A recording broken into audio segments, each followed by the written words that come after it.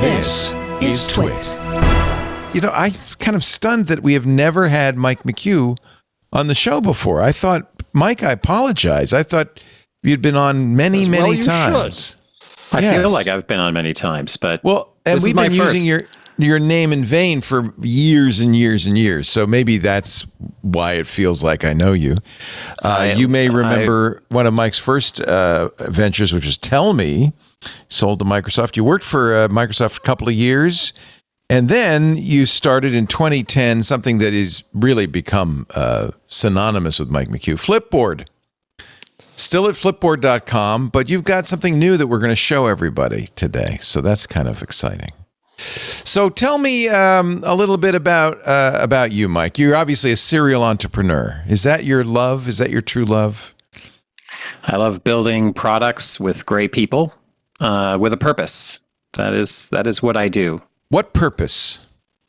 Well, usually it's about how do we democratize access to information? How do we bring people closer together? I've been building some kind of a web browser for pretty much my entire career. Interesting. Yeah, Tell Me was going to be an audio web browser, right? You would call a voice browser, we called it. Mm-hmm. That's very cool. It's a great idea. When I first, we used to call it, so the first browser I worked on was a 3D browser. It used a language, a standard called VRML, Virtual Reality Markup Language. That was my first browser project. And then I worked on the early days of the Quarterdeck Mosaic browser. Oh, yes. And then Netscape acquired the company that I was building at the time called Paper Software. And so then I started working on the Netscape browser. And then after that, I started Tell Me, which was a voice browser. And now I'm doing a social web browser. Why are browsers important? Well, it's an amazing kind of app in that you can access all of the content that is connected to some sort of open protocol. And when people are building on that open protocol, HTML and HTTP as an example, it's an amazing, window into an ecosystem, right? And so, AOL used to be the way that people were online. That was the dominant model for being online. It was totally proprietary, and the web browser with a very simple protocol, HTML and HTTP, changed all that. And that's the thing that has always fascinated me, the democratization of these ecosystems, these online content ecosystems. It's kind of the Uber app, isn't it? It's kind of a meta app. It doesn't itself have any content.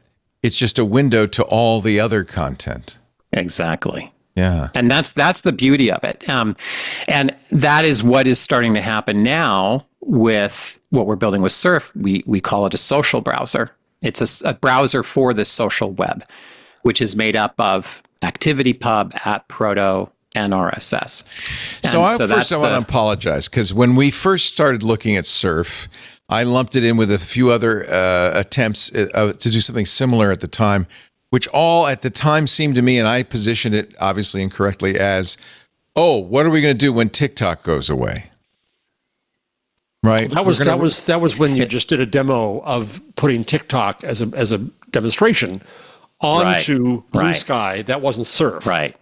And then I thought, Leo, you were okay in the end, because when we got Surf proper, the fact that it's tied to open protocols, I love that. ActivityPub and AT, that's everything. Right. Well, you know how email is an app, right? It's a whole separate app, but also it's a website, right? Gmail is a website you can just go to, right? Right. And this concept of TikTok being like a completely separate app where the only thing you can do is see these vertical videos that only people in that ecosystem are posting.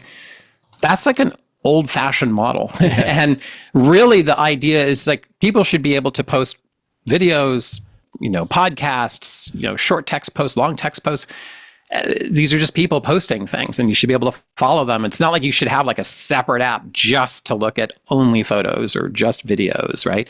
So the concept of a browser is these things are just websites. These things are just, services that are on this open protocol, and that actually makes them a lot more powerful. Yeah. Yeah, we had this, and Flipboard was a response to the kind of the death of Google Reader. We had RSS, right? Yeah. We had a way to do this with a standardized protocol. Did Google Reader die before Flipboard started, or after? Just after. Just after. You killed it. It's your fault. No, but I always thought of Flipboard as kind of a better RSS reader in a way, right? Much richer. Yeah. And and what's interesting is we called Flipboard a social magazine. And the idea was actually to connect with RSS, but also all of the APIs from Facebook, from Twitter, from Instagram, LinkedIn, so we could pull together all of the social activity into one beautiful magazine-like experience on your iPad and on your iPhone. And now, of course, all those APIs got shut down over time, right? And but now the idea of bringing all that social activity together again is possible once again because of these new open protocols. It's back. It's back, and better than ever. So right now with Surf, which is in beta test, right? Do I need TestFlight to use it on my iPhone? That's right. It's in a private beta with TestFlight right now. How can people get involved? There's a picture of it. Is it iPhone only, or do you have Android as well? We have Android as well. Android. Okay. Mm-hmm. There's Jeff with his Android again. Wait, so how does this work? So if you go to surf.social, you can sign up for the beta. Oh, good. We've been letting small groups of folks in every week or so when we come out with a new release to try to see, we're trying to dial everything in. We've been focused on people who are looking to build feeds. So what Surf does is it lets you discover and surf all the feeds across the social web, and also lets you make feeds.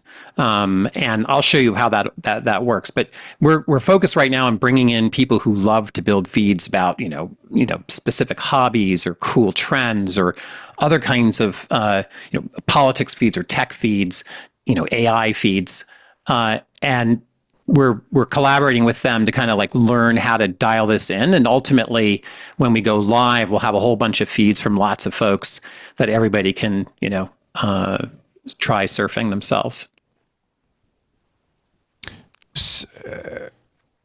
So right now it's just AT Proto, which is of course the Bluesky protocol, and Mastodon's activity, or the Fediverse, I should say, ActivityPub. Are there other protocols that you support, or?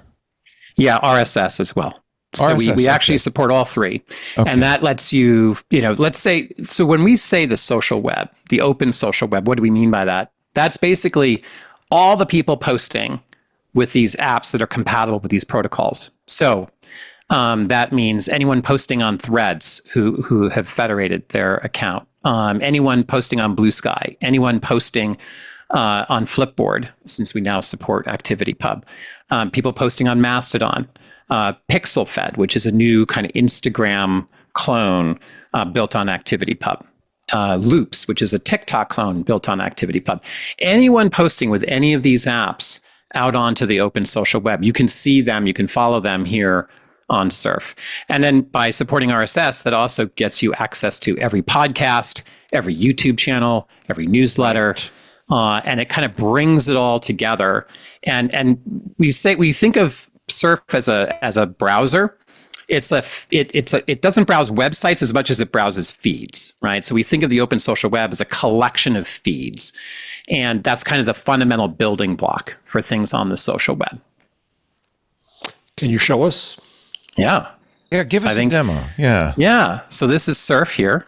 You can see it kind of looks like a browser. You've got a search bar, URL bar at the bottom. You can type in any Fediverse or any feed address, or you can search.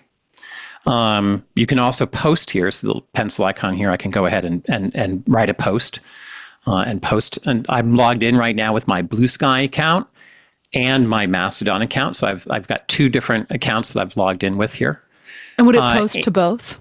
You can post it. Well, right now we don't do cross posting. You have to post, you can either post to Mastodon or to Bluesky. Oh, okay. We don't let you post at the same time quite yet. That's coming. Good. And then up here you can see I've got some bookmarks. These are like feeds that I go to all the time, like NBA threads. And then I've got down here feeds that I'm making. So these are feeds that I made. I've got one called Insta, which is my own kind of photo feed. I'll show you that in a sec. Another one called Chill, which is like nothing but awesome videos for my favorite things. And then you can see feeds that other people are sharing and making, that they're being shared out on the social web. So there's one here called Retrospection, all cool retro things. Speaking Truth to Power, which is all, sort of publicly funded journalism for, like ProPublica and so on. And I'll show you what a feed looks like just so we can kind of get oriented here. So let's go into one of my favorite feeds. It's called NBA Threads, and this is made by a guy named David Rushing. He goes by Yo Rush on Threads and Bluesky. And NBA Threads is, it started out as a hashtag on Threads where people were sharing about the NBA. And it became very popular. Adam Mosseri and others would talk about it. A lot of the NBA players who are on Threads know about this hashtag. And David Rushing became kind of the mayor of NBA Threads, if you will. And now, as sometimes happens, Meta and the Threads folks ended up making some moderation decisions that ended up upsetting some of the folks that were on Threads, and they went over to Bluesky. And so the community, sort of like the hashtag NBA Threads hashtag, actually was continued to use on Bluesky. People kept posting with that on Bluesky. And so now the community was sort of split apart in these two different places. A few folks went over to Mastodon as well. And so with Surf, David Rushing made this feed because he wanted to reunite the community. And this feed will show you all the posts using hashtag NBA Threads that are on Bluesky, on Threads, on Mastodon. It doesn't matter where people are posting from.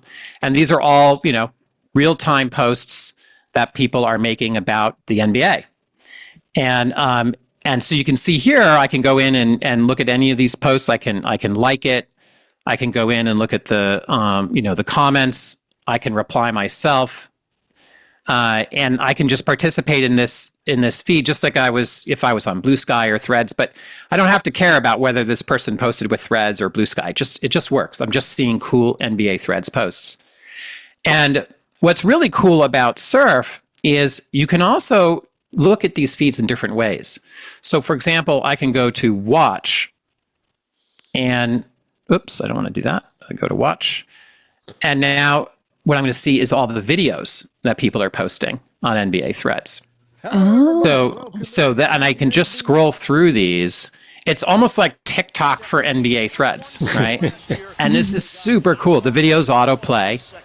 Now, sometimes they are RSS posts, like this one here from the NBA. This is actually the NBA YouTube channel that David Rushing added as a source to this feed. And so this becomes a great place to go. Like the NBA, this feed is really awesome when the games are happening. You see people posting in real time when there's some really cool, awesome play. But then when the games are like over, at night, in the morning, you can come over to this watch tab and you can just watch, recaps of the game, sort of post-game and pre-game coverage. It's really pretty cool. And again, I can go in and I can like these things. I can repost them to my Bluesky account or my Mastodon account. I can participate in these conversations. And I can also go over here and maybe I just want to listen to podcasts. So David also added a set of podcasts as sources. And I could just go and scroll through these. What's cool about this is David's done all the work to try to find the best podcasts for the NBA and the best YouTube channels for the NBA. And he's put them all in this feed. This is the key thing that we need in this age of overabundant speech is finding the good stuff. Well, curation is the term we always used. And to give somebody a tool like this that allows them to do curation and then share it with everybody seems very powerful. Seems I don't want to be negative because I really like this, But I also really like Mastodon, and all I ever hear from people when I say, "Oh, Mastodon," is it's too hard, it's too complicated. So you obviously know you've got to deal with that somehow, whether it's with discovery or some other feature. How are you dealing with that? Because, it's not complicated to go to TikTok. You just log, you create an account, and all of a sudden it's showing you stuff. And the more you use it, the better the stuff you're seeing is from your point of view, right? Right. That's really good discovery. How do you meet that need? Yeah. Well, there are two ways to think about Mastodon. There's Mastodon, the app, the sort of Twitter clone experience. Right. And then there's Mastodon, the infrastructure. Right. With all these cool instances. Yeah. You run an instance, right? Not only run an instance, but my blog is is using ActivityPub. I use microblog, so that's right. And I also have a pixel fed feed, and so I'm very much part of the Fediverse. Isn't that cool? Yeah. And that what is really cool about this is that, in the early days of this open social web, people tend to think of it in terms of just these different apps, right? It was very siloed. It's very siloed, and it's kind of just like, take the things from the closed world and just make them work in the open world, right? It would be as if we had like AOL, somebody cloned AOL and made a website out of it, right? Yeah. That would not have worked AOL. well with, right, exactly. And so what was interesting about when Netscape happened is it made the entire web more approachable. It made it more discoverable, more approachable. They created tools for major publishers to create websites. And that is really when things started to take off. And that's the era of the open social web I think we're in right now. So I hope, honestly, I hope to be the Netscape of the open social web. Make it more approachable. Make it something that's more discoverable, that normal, everyday people would use.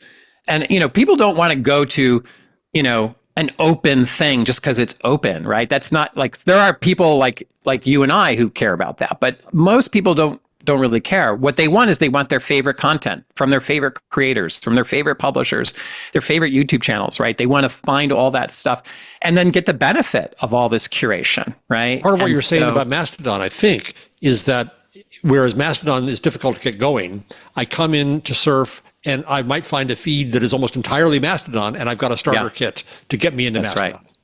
So we're talking to Mike McCue, is the creator of a new product called Surf. Of course, Mike from Flipboard and many other tools. And we're talking about, so if you're interested, what is the URL again? Surf.social. Social.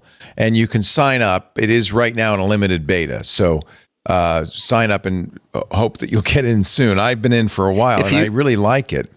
If you use a referral code, we can come up with a referral code right now, Leo. And, we can let our audience. And then I can prioritize folks to get into the beta. Ready for 40,000 new users? Testflight only lets us put in 10,000. Okay.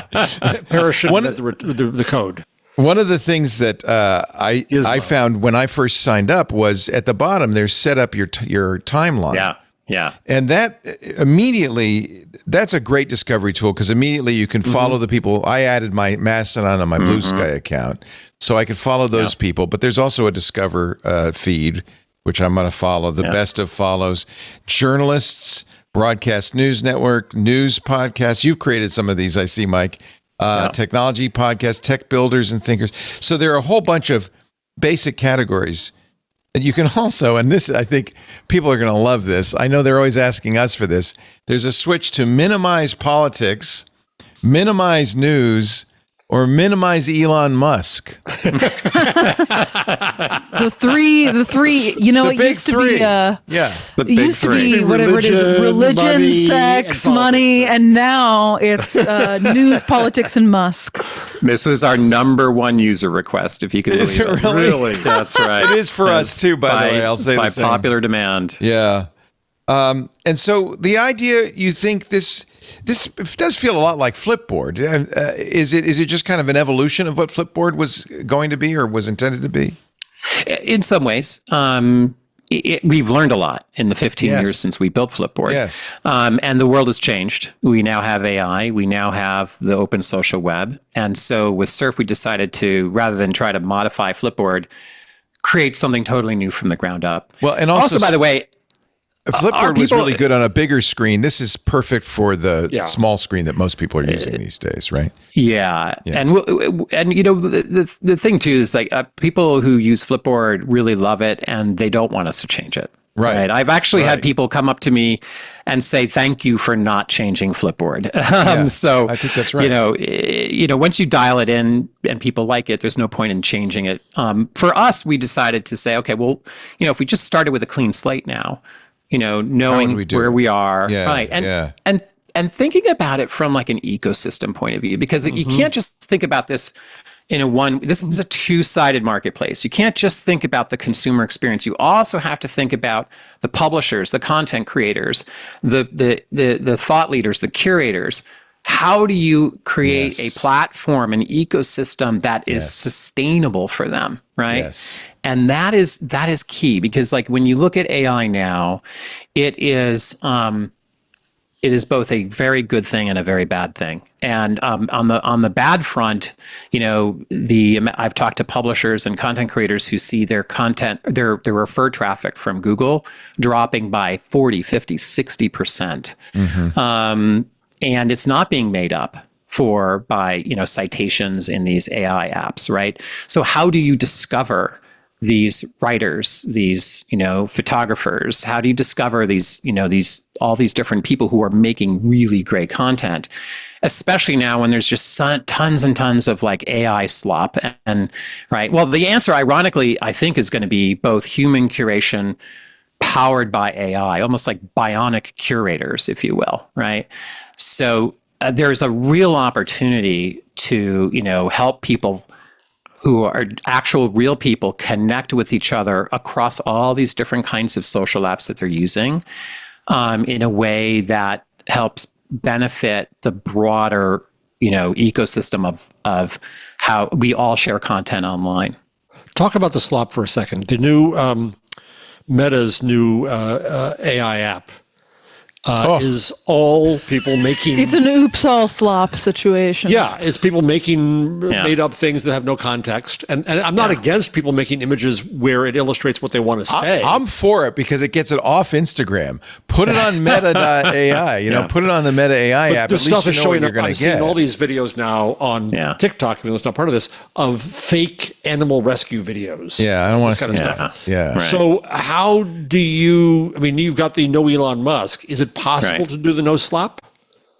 Well, yes. And there's multiple strategies for that. But one of the most powerful ways to do that is to make sure that what you're seeing in a social app is coming from genuine people that you follow, that you specifically, either you follow them or someone suggested them to you. And so what you really want is genuine human connections. So if I follow you, Jeff, you're not going to post some fake, animal rescue video. I know you're going to post good quality things, right? So that human connection is more important than ever now. And we don't have to all put our eyes in orb to prove we're human. It's because you know somebody. Right. Well, it's a good example. The Speaking Truth to Power feed that you mentioned was created by Ben Werdmuller, who has been in this. He created Six Apart. He's been in this for a long time. I used his blog platform back in the early days. It's great to see somebody like that who I not only trust, but I'm interested in what he thinks. So if I find that feed and I say, oh, Ben did this, that makes it a really valuable, powerful thing. And that's why curation is so important, human curation, because I'm going to trust that Ben's not going to put AI slop in there. Or if he does, it's going to be in there for a good reason. Just a quick correction here. It was created by Ben Trott. Ben Trott. I was thinking of Ben and Mina Grabowski. Yeah. Well, Ben. There's two different. Maybe there's two different feeds, but the one I'm looking at is Ben Werdmuller. Right. Speaking Truth to Power. That's what. And if you go to, that's right. And what's really great here is if you go to the sources tab for any feed. So remember back in the early days of the web, you'd go into like view source and you could see how a web page was made. Right. Remember those days? Back in the day. Right. So and simple. So this is the sort of moral equivalent of that. You can go to the sources tab and you can see how Speaking Truth to Power was made by Ben. Yes. And you can see all the different people. Now, some of these people you might know, some of these people you might not know. And that's the cool thing.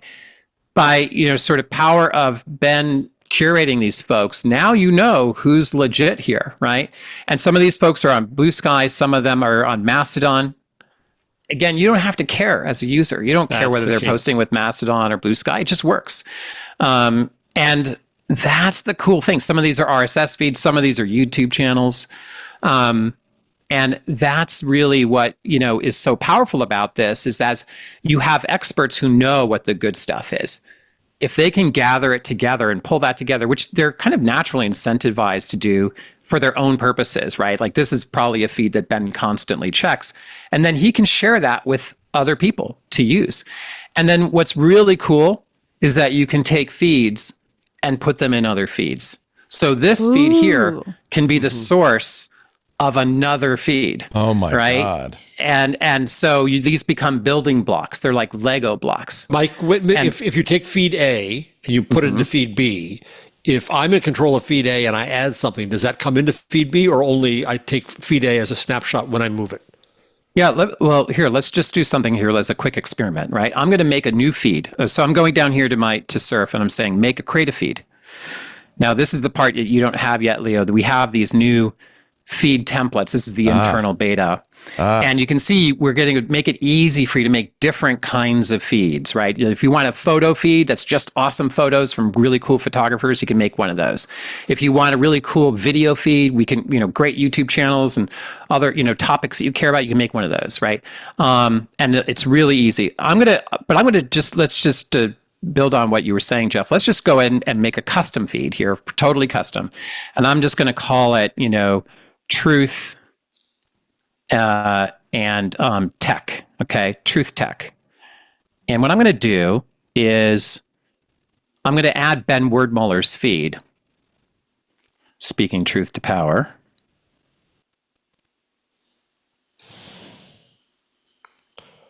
So I'm just searching for it here. There it is. So I'm going to add his feed as a source, right? Mm-hmm.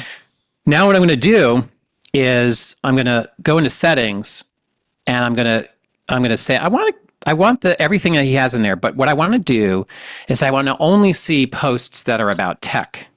Oh, interesting. And so now what I'm going to do is I'm going to keep this feed on top. Now this is where the AI comes in. So this is AI being used for good. So what I'm doing is I've created an AI filter that says I'm going to see now posts from that feed, but that are specifically tech focused. So now I've saved the feed, and now let's go look at it. So all the sources stay there. You've just gotten a subset. All the sources are there. Oh, well, that's incredible. Right. And so now these are posts that are about tech, the crypto racket, the satellite internet rules, et cetera. Right from that so same cool. feed. It is. Isn't that cool? And then I can say, by the way, let's just look at the articles. Maybe I don't want the conversation. So you can just scroll through here and it's just article after article. Are publishers loving you because you're still keeping their brand and their links? Absolutely. I was gonna say, I remember Flipboard being the thing you'd see at the top of the referral page. Yeah. I love hearing that. We've been a long time traffic driver to the, we've driven billions and billions and billions of referrals over the years. I think we do about 4 billion a year right now on Flipboard alone. Jeez. So I hope the other thing is you don't hurt anybody in the process. And even that Mastodon and Bluesky, there's no harm to them. They're not like an old website demanding to be the destination. You're getting more use to what's there. That's right. More interactivity. And that's publishers right. too. And publishers, they need more avenues for discovery. Oh, yeah. This is Cal Matters, and they actually have a magazine on Flipboard. We federated our magazines to ActivityPub. So now anyone on Mastodon, By the way, thank you anyone for on doing Threads that. Thank you for doing that. We were very happy when you did that, and we made a big. Oh, point of it. I am so happy to hear you guys say that. Yeah. And so now I'm looking at this. This is actually the post that came from a Flipboard magazine. Cal Matters doesn't have to do anything else. All they have to do is just publish. And this stuff is going to get discovered now with this kind of curation and with these kinds of feeds. And then as a user, I can go in, I can repost like I just did here. It reposted here using my Mastodon account because this is an ActivityPub, feed. I can go in reply. I can go in and, go into that specific publisher and go look at all their posts. So this is what I mean by a feed browser, right? You're just kind of jumping between feeds back and forth and looking at them in different ways and discovering feeds that are mashed together and filtered in all these creative ways. Human created, AI filtered. All right, it's just like it's 1998. The business model is? Yeah, I was going to ask the same question. Well, there's no one business model. Just like the web, there's no one business model for the web. The goal here is to let content creators and independent creators use whatever business model they want. So if they want to put ads in their feed, they should be able to do that. If they want to be able to put a paywall on their feed, they should be able to do that. If they don't want it all to be free, but then drive people to their website and that's where they generate revenue, they should be able to do that. What about you? For Flipboard? Yeah, well, our goal would be, currently we sell ads, and so we partner with creators if they wanted to have ads. We have to do that in a way that is sustainable and privacy oriented, right? Not surveillance based advertising. So that is a key component that before any ads show up here on the open social web, really needs to be thought through. Although they need to be contextual and because for instance, here's a pizza feed. If you're going to advertise Papa John's, you're going to do it in the pizza feed. Exactly. Right? Exactly. So you already have a very strong signal. You don't need to surveil me. Right. I'm following pizza. Show me That's pizza ads, right? Exactly. Yeah. And also, what's amazing is like, let's say you're The Verge.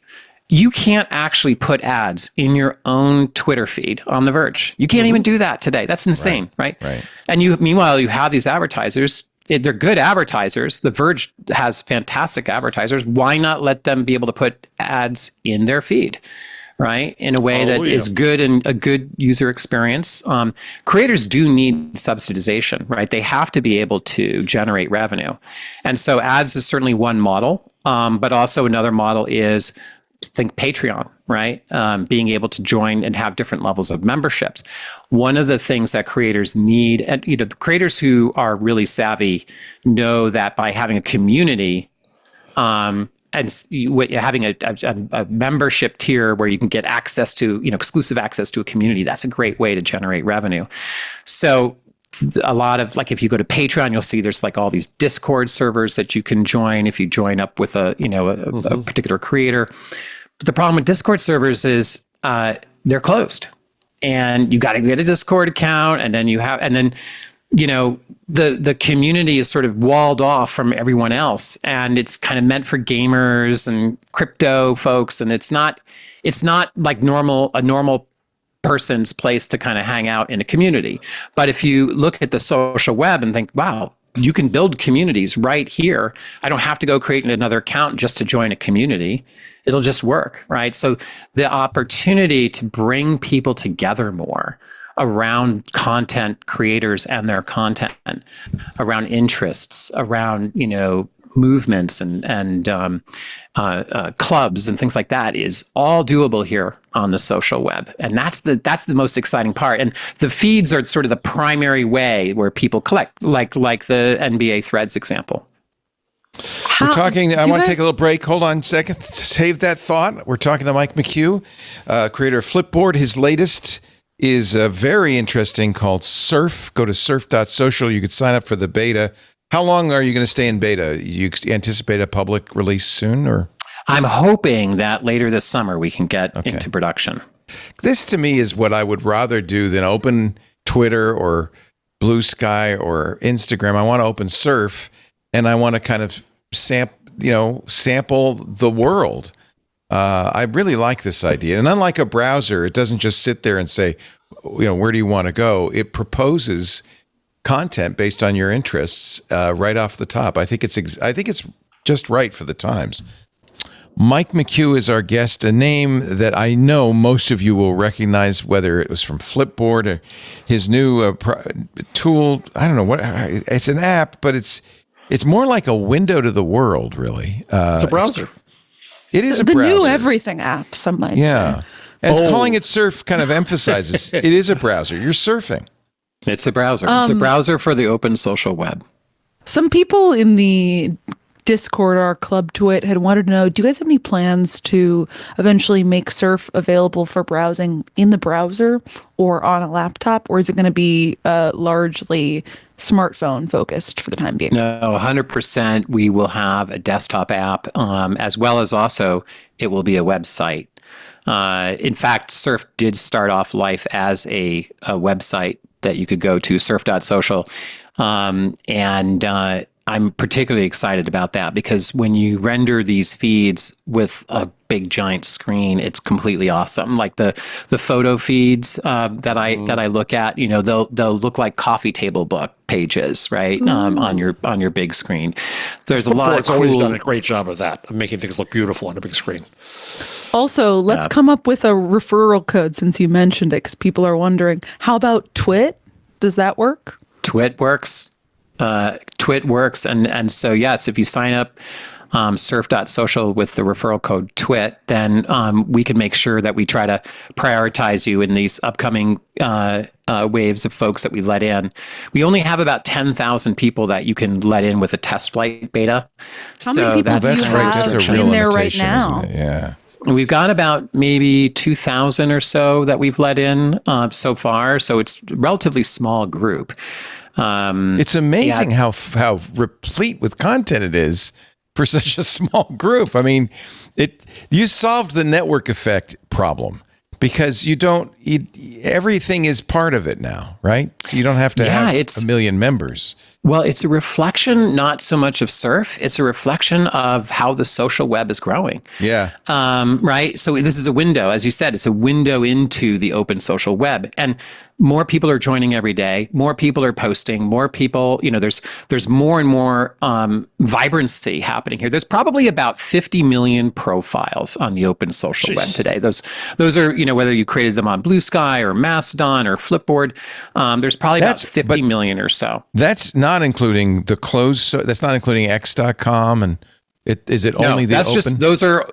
That's the open social web, right? So so there's about 50 million or so, maybe a bit more. And by the way, it's probably been growing. Well, I think it probably grew about 4x in the last 7 or 8 months or so, because of the election. And most of those are humans as opposed to other places. Bots, yeah.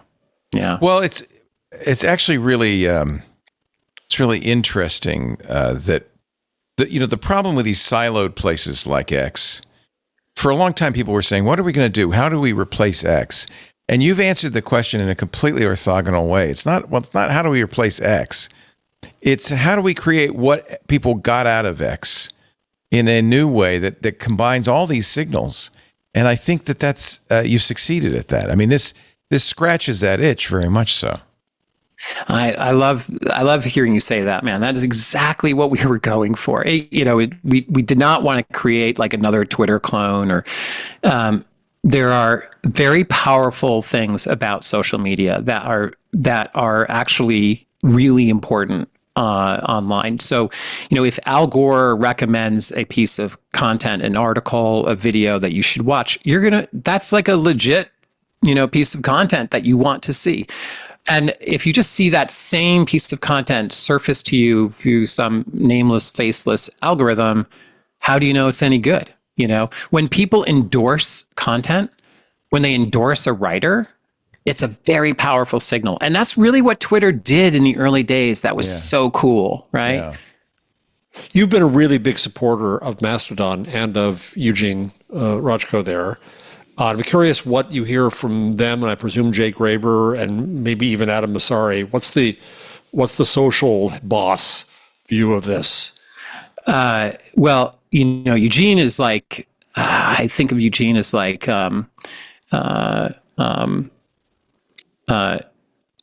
a hero to me. He really is. He has built on almost his own back the whole sort of model for what we see and know as the Fediverse today and Mastodon in terms of the app experience and the infrastructure. And then you have Evan Prodromou and a whole bunch of different folks who worked on ActivityPub to build that protocol. And then you have Jay Graber, who is one of the most thoughtful kind of holistic thinkers about how all the technology and user experience pieces should come together. One of the great things that the @Proto and Bluesky team did is they created this concept of custom feeds, which is incredibly powerful. And so everybody's working on some piece of this, and there's a lot of camaraderie. It's one of the cool things is we all just think of ourselves as like, Team Fediverse. We're all just kind of collaborating together, constantly innovating, talking to each other. How can we get this better? How can we make that better? Even though there are two different protocols, by far, everyone is still mostly in alignment about where we want to go. We're learning from each other in different protocols. You have folks like John O'Nolan, who's building Ghost, which is a phenomenal alternative to Substack that's completely open and open sourced. God bless. He's integrating ActivityPub. He's learning and building in public. He's collaborating with us. He's working to get long form text built into ActivityPub in the protocol, so that the whole blog can travel along, the ActivityPub connections.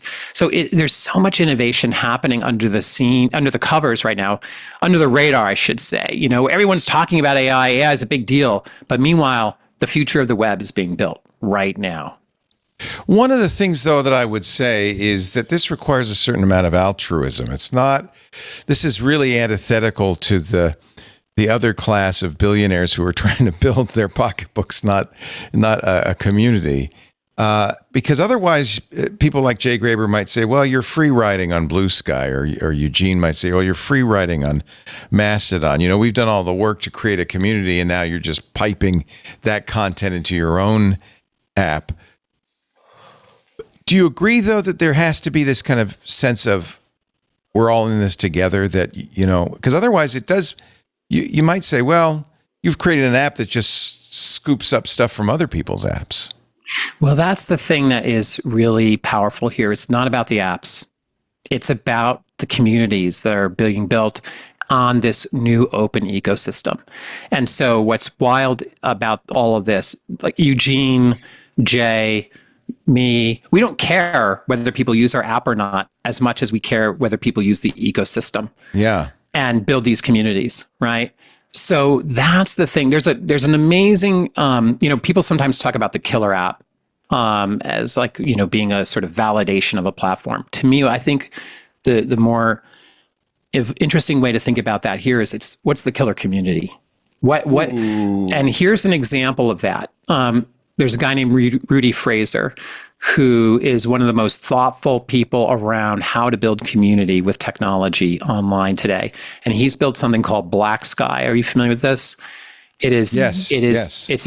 It is absolutely a breakthrough in how do you build safe places for people to come together and feel like they belong online in a community. He is innovating on technology. He's built this on @Proto. He's pushing the protocol and the thinking forward with all of the needs that he has to build this community. And people love participating in this community. There's another great example of a community. It's just called Science, and it's all these amazing scientists who are on @Proto on Bluesky all together. It's fully moderated. You have to actually prove that you're a scientist, in order to be able to contribute.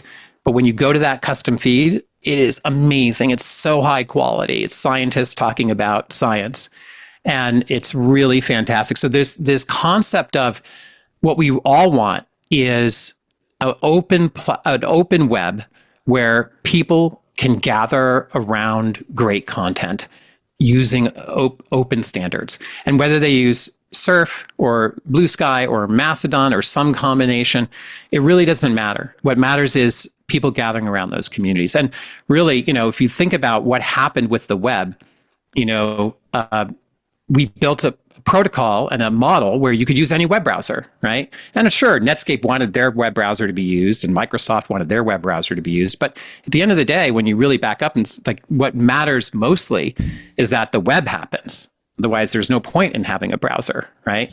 And everyone will have their own take on how to browse this new open social web. We've got our take. Other people will have other takes. That's the whole point. Love it. I just post. So this is the other thing that is answering that question a little bit. Is it's not a one-way feed. It is also, I can post from this, right? I can post. That's right. Yeah. Where does it go? It goes to the account that you're logged in with. So Okay.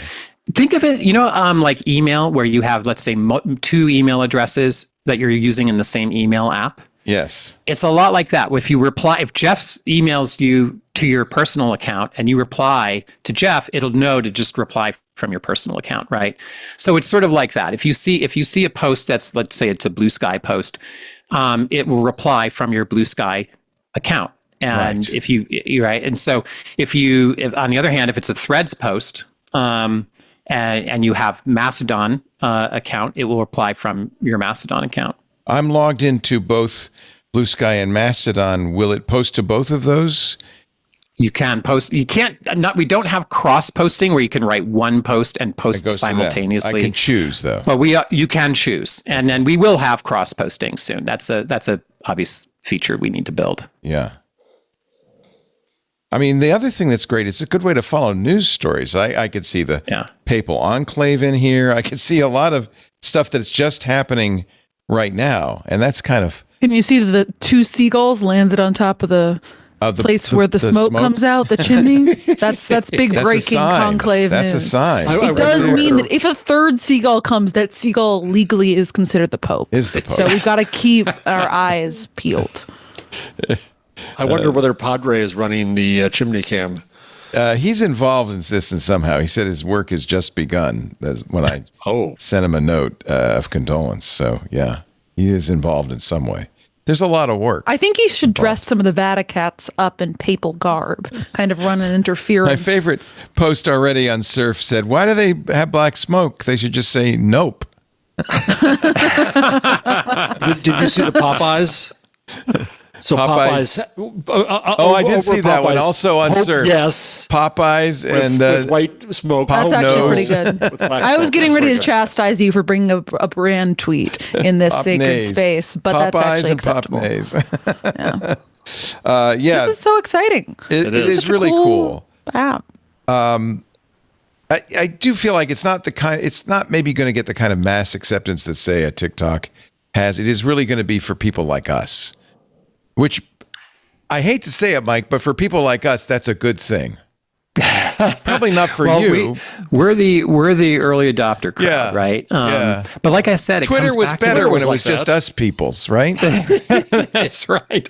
Well, it comes back to the communities, right? So the first thing that my teenage daughters did when they started using Surf is they just made a YouTube playlist of their favorite YouTubers, and that's what they use. And then they share it with their friends. Now their friends can't actually access it yet because they're not on the beta. But that is the kind of thing. Oh, Dad. What I know, right? Can't my friends get on? We really do need to get this out there to more people so that more people can build, lots of cool, interesting communities. And the communities, that's where, it's like, I remember when I sold Netscape or sold my company Paper Software to Netscape, and people thought that I was insane. They were like, Mike, the internet is going nowhere. What are you doing? This is a crazy idea. And they're like, AOL's so easy. I get a CD-ROM, I put it in my computer, I get a screen, I click on travel, I make a travel, an airline reservation. Why do I need the internet? I have to go figure out what internet service provider to use. What does that even mean? Then I have to download this thing, which, by the way, what does download even mean? I got to download this browser. What's a browser? And then I type in http:// something, whatever. No, not those slashes, slashes. Yeah, exactly. / right? Not backslash. And it's just like, oh my God, what are you guys even thinking? This internet thing is going nowhere, right? But here's what happened. The simple protocol, HTTP, set it up so that anyone could make a website, which means that the innovation that was previously locked in AOL, they could only build and design what they could think of in that little team and fund, versus now the entire world is let loose to go build these websites, right? And now we have not just make an airline reservation, but we have Airbnb, right? Which never, ever would have happened had it been for AOL. us not having the web, right? Yep. And just being an AOL. AOL would never have come up with that idea. So what are the ideas? What are the communities? What are the interesting ways to connect people and content together that will be enabled by this? We don't know. But I do know it won't be just a niche group like us who will be using that. It's going to be everyone, because everyone needs to be connected online. And now more than ever, they want genuine human connection. They want to find great content. My kids don't want to find AI slop. They want to see great YouTubers and great, great photographers. They want to find the good stuff. So by people getting together, being connected in more genuine ways, being in control of the algorithms, curating for each other, building these communities, you're going to have a whole new era for the web. It's very exciting. I hope you're right. What do you think about Google selling Chrome? Well, you must have some I don't think thoughts. it's good. I do. I don't think it's going to necessarily solve for what people are worried about. No. No, in fact, it might have the opposite effect because, well, it depends who they sold it to. Yeah. Well, also, honestly, I think it's sort of like a few years too late to go after Google now. I mean, I kind of feel like we kind of benefit from having Google be strong now as a counterweight to Meta or OpenAI. Good point. So, the real company that I think people should be very, very concerned about is OpenAI. They are the new mega monopoly. They're building everything into OpenAI, right? But Mike, they're a public benefit corporation and a not-for-profit now. That's all good. Well, I think that what they have is truly remarkable and really quite useful in lots of ways. But at some point, when they're saying, "Oh, well, let's build a social network into this, and now let's build a browser," and everyone's kind of like, "Oh, wow, a browser's awesome for collecting people's data, and we can use that to train all our AI models," and like it just there's a whole other world that I think is something we got to be thoughtful about. Just selling Chrome. Yeah, I think is not That's really not going to help the problem. And yet the browser really is the most important app on almost every device these days, right? It's where you spend a lot of your time, right? Right. Yeah, I feel like we have a monoculture of Chromium based browsers now, and with one way, I think maybe the Surf could solve this by giving us a way to look at a new way to look at content that isn't specifically browser based and isn't specifically just the web. Yeah, which is getting ruined by slop. I love it. The podcasts are in here, for instance. That's great. And YouTube videos, I take it, right? And YouTube videos as well, and any newsletter that's being published on RSS. RSS, any blog. I love it that RSS is in here. Yeah, yeah. In some ways, RSS is sort of the forerunner to ActivityPub. ActivityPub is sort of two-way RSS. Right. Yeah. The thing that's really interesting about this, since you guys understand this stuff that I don't think people really fully appreciate, is that RSS was a link between a blog and an app that was an RSS reader. Right. It wasn't a link to me, right? It's not like I had a presence on the web. It was an app. And if I switched apps, I could import my RSS feeds using OPML into a different app. But the thing is that what creators need is they need a direct link to their audience members, right? And RSS doesn't give that to them. What ActivityPub does is it sort of sets it up as like, I have I am a node on the web, and my account is now connected to this creator or this person that I'm following. And that is an incredibly powerful signal. And that's a much more intricate web, a much more useful web than the web we have today, which unfortunately, we didn't think about, we thought about how to connect people, content, but we did not think about how to standardize the connections between people. And that's what gave rise to a whole new set of walled gardens after AOL, Meta and TikTok and X and so on. So by baking the human connection into the web, as a part of the web. You now have something where you have something that's much bigger than just any of these apps like Bluesky or Mastodon or Surf. It's actually a whole new web where you have websites and people that are linking together and connecting in all these new and interesting ways. So that's really the really exciting part of all this. Yeah, this is a I don't know a social graph. It's a new way of looking at all of this content and all the links between all the content. It's an ecosystem. Yeah, I really am excited about it. Mike, I want to thank you so much for joining us and spending a little extra time with us talking about this. At the beginning and the end. Yeah. The site is surf.social. There is an invite code TWiT, not a guarantee that you'll get in, just might move you up ahead a little bit in the line. I look forward to when you get out of test flight and everybody can join in and see what's going on here. I think it's really a very innovative idea. In many ways, it's kind of the second generation Flipboard. It's like the next thing. And I really like it. And I really think you've got something here. Very exciting. Thank you so much. Yeah. You'll do an iPad version, right? A big version. Oh, absolutely. We'll have an iPad version, 100%. Flipboard, to me, was like the iPad app. I mean, it really is. It's just, it's great on a bigger screen like that. Thank you, Mike. Appreciate your time. Thank you, guys. Hey, it's Leo Laporte. I hope you've enjoyed this little clip from our programming at twit.tv. For more, visit our website, twit.tv, or subscribe in your favorite podcast client. There's also a link somewhere down there.